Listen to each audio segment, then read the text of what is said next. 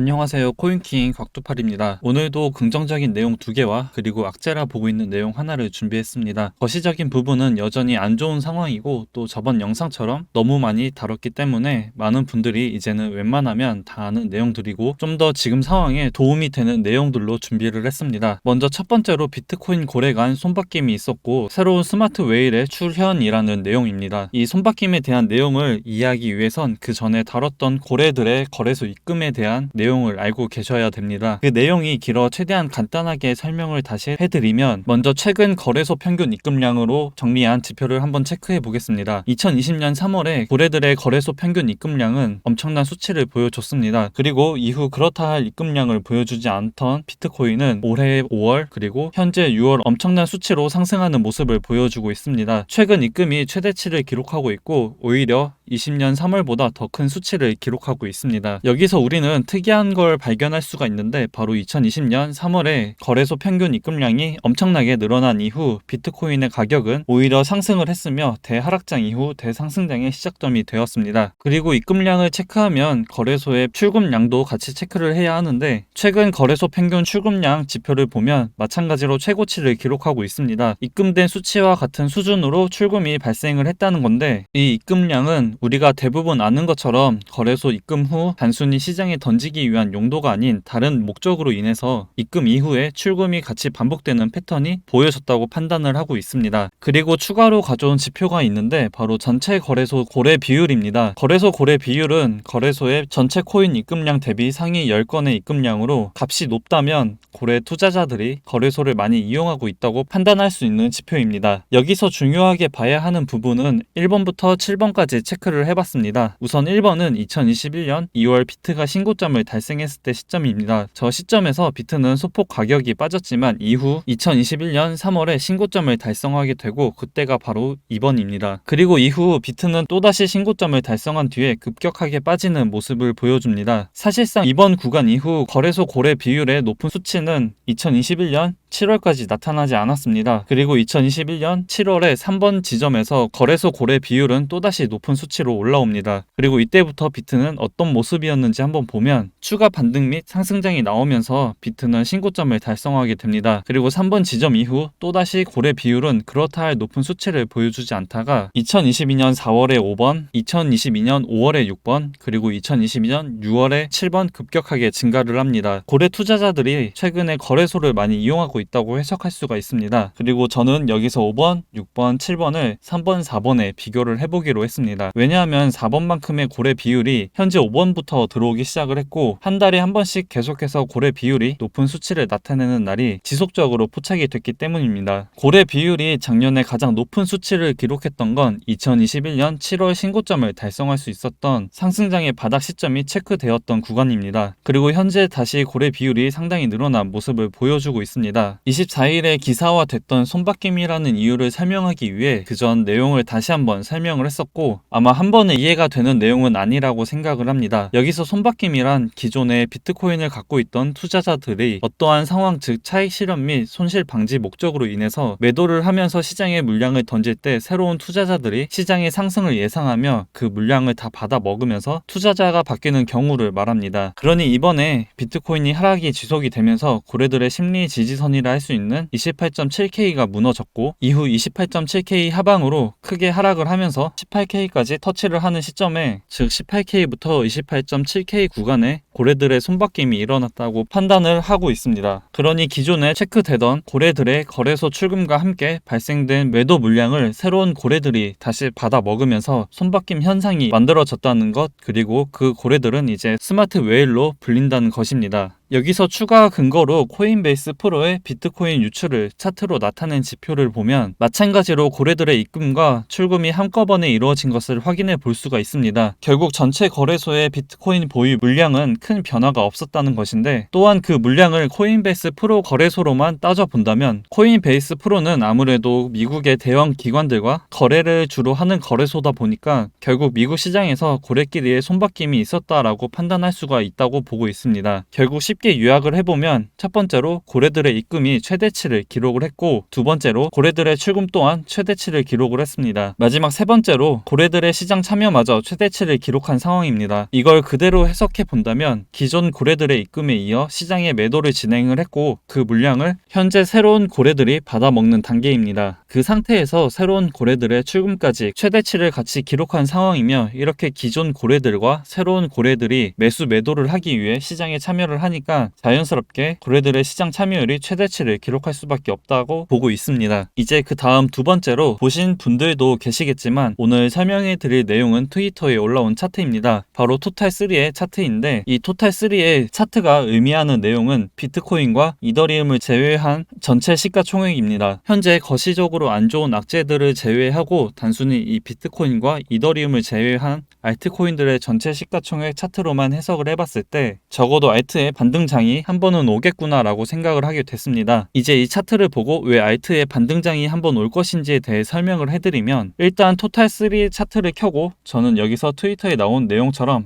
RSI 지표를 같이 설정을 했습니다. 그리고 여기선 우리가 하단에 로그 차트로 봐야 합니다. 로그 차트로 보는 이유는 등락률을 체크하기에 용이한 차트인데, 차트 자체가 단순히 가격을 이용해서 만들어지는 것이 아닌 퍼센트로 계산이 되기 때문에 상승과 하락을 한 크기에 보여준다고 생각을 하시면 됩니다. 그래서 오늘 살펴볼 개념은 비트코인과 이더리움을 제외한 전체 알트 시총의 등락률을 RSI 지표와 함께 체크해 과거의 상승장과 비교를 해보는 것입니다. 여기서 우리는 RSI 지표에서 특이점을 찾아야 하는데, 첫 번째로 RSI 과매수 구간에서 떨어지는 흐름에 맞춰 추세를 긋고, 두 번째로 그 추세에 맞춰지지 않는 특이점이 있는, 즉 유독 튀어나와 있는 구간을 표시를 합니다. 그리고 이 표시한 구간을 저는 1번, 2번, 3번이라 하겠습니다. 그럼 1번, 2번, 3번 구간에서 유독 튀어나와 있는 부분을 확인할 수가 있고, 이제 여기서 중요한 포인트를 찾을 수가 있습니다. 방금 말했던 1번, 2번, 3번 구간에 세로줄을 그어두고 위에 캔들의 등락률을 한번 체크를 해보면 공통점을 찾을 수가 있는데, 첫 번째로 1번, 2번 구간에 돌입한 뒤에 비트의 하락이 크게 발생했다는 점, 그리고 두 번째로 그 하락이 끝난 뒤에는 반등이 시작됐다는 점입니다. 3번 구간은 3월 30일쯤 발생을 했고, 현재 1번과 2번처럼 마찬가지로 하락세가 나오고 있는 상태입니다. 현재까지는 아직 1번, 2번 움직임에 맞춰서 움직이고 있는 중인데, 그렇다면 우리는 지금 이 하락 이후 다시 엄청난 상승 흐름과 적어도 알트코인들의 반등이 시작될 것이라는 부분을 생각해 볼 수가 있습니다. 지금 상황에서 거시적인 경제 부분은 당연히 좋지 않은 것이 맞습니다. 하지만 이런 장에서도 무작정 계속 하락만 하지 않고 반등은 존재합니다. 이 부분은 매매 성향의 차이이기 때문에 정답은 없다고 생각을 합니다. 이런 정보들을 이용해 단기 반등을 노려 수익을 가져갈 수도 있는 것이고, 또 거시적인 부분을 봤을 땐 아직까지도 해소된 게 하나도 없기 때문에 장기적으로 추가 하락이 나올 것으로 판단해 때를 기다리고 매매를 하지 않을 수도 있습니다. 우선 단기 반등에 대한 부분은 이미 그전 영상에서도 여러 번 말씀을 드렸었고, 단기 반등은 존재하지만 저는 아직 계속 큰 틀은 하방으로 보고 있습니다.